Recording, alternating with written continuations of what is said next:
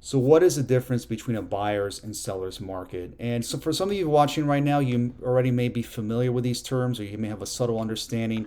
But knowing what kind of market you're in is crucial because whether you're looking to buy or sell, it's going to give you a lot of leverage and negotiating power when you do decide to buy or sell your home within the foreseeable future. So, in a buyer's market, what happens is that we have a lot of inventory and not enough demand or not enough buyers. And what happens is that home prices will decline. And as a result, buyers will have a lot more leverage and negotiating power because homeowners have to compete with a lot of other properties.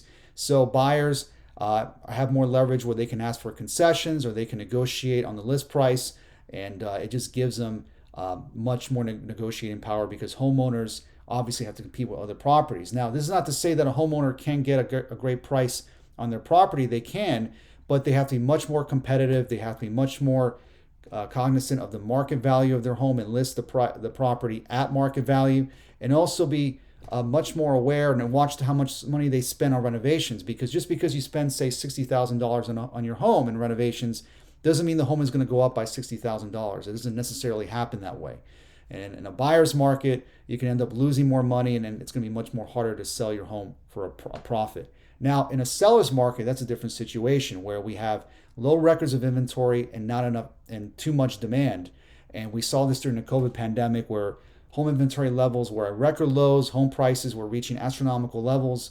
And I saw situations like here in Florida where properties were getting multiple bids and it was just a frenzy. And if you're a buyer in this kind of market, it leaves you at a disadvantage because it's harder to ask for concessions or negotiate on the market price.